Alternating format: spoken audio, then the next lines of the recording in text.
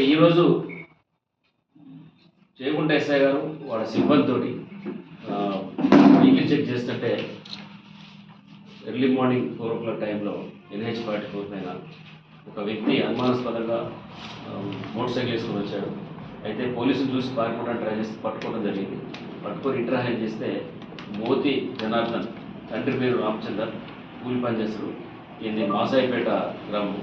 ఆయనని ప్రాపర్గా ఇంటరాగేషన్ చేస్తే టోటల్గా ఇంకొక జూనియర్ పిల్లగాడితో కలిపి వీళ్ళిద్దరూ మోటార్ సైకిళ్ళు దొంగతనం చేసినారు.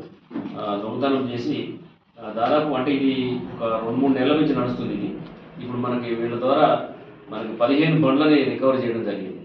ఈ 15 బండ్లలో దీంట్లో ఒక రిసీవర్ కూడా ఉండు, వడ్ల శ్రీకాంత్ అని రిసీవర్ కూడా ఉంది దీంట్లో. ఆయన కూడా పట్టుకొని రిమాండ్ చేస్తాము. అయితే ఇప్పుడు ఈ దొరికిన మోటార్ సైకిల్లో మనకి ఒక 8 మోటార్ సైకిల్ మాత్రమే రికవరీ అంటే మనకి ఐడెంటిఫై అయ్యి, వాటిలో మన మెదక్ జిల్లాకి సంబంధించిన 5, తర్వాత మేడ్చల్లి 3 బండ్లు ఉన్నాయి. ఇంకా 7 మోటార్ సైకిళ్ళు ఎవరియో తెలియదు. వాడు డిఫరెంట్ ప్లేసెస్లో దొంగతనం చేసుకొని తీసుకొచ్చిండు. ఈయన పర్సనల్గా ఈయన దగ్గర కొన్ని బండ్లను రికవర్ చేయడం జరిగింది. తర్వాత మిగిలిన టోటల్ ఇప్పుడు 15 బండ్లు అంటే దాదాపు ఒక 5 లక్షల రూపాయల ప్రాపర్టీ మోటార్ సైకిల్ రికవరీ చేయడం జరిగింది.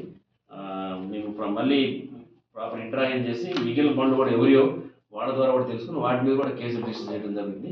ఇప్పుడు మాత్రం ఈయనని కోర్టులో ప్రొడ్యూస్ చేయడం జరిగింది. తర్వాత ఎవరైతే రిసీవర్ ఉందో రిసీవర్ మీద కూడా మేము అరెస్ట్ చేసి కోర్టులో ప్రొడ్యూస్ చేస్తాం. అయితే ఈరోజు వీళ్ళు ఎందుకంటే మన ఏరియాలో చూస్తే ఎక్కువ మనకి మోటార్ సైకిల్ దొంగతనాలు అవుతున్నాయి బాగా. దాన్ని మేము 1 వీక్ నుంచి ఫోకస్ పెట్టి దీని మీద ఇక్కడ లోకల్లో మన తూఫాన్ డిఎస్పీ గారు, తర్వాత రామాయంపేట సిఐ గారు ఆధ్వర్యంలో ఇక్కడ ఎస్ఐ చేయకుంట ఎస్ఐ కష్టపడి వాళ్ళ టీము హెడ్ కానిస్టేబుల్ అందరూ కూడా మంచిగా పనిచేసినారు. వాళ్ళకు కూడా ప్రాపర్ రివార్డ్ ఇవ్వడం జరిగింది వాళ్ళకి. ఇప్పుడు ఎక్యూజన్ మాత్రం కోర్టులో ప్రొడ్యూస్ చేస్తారు.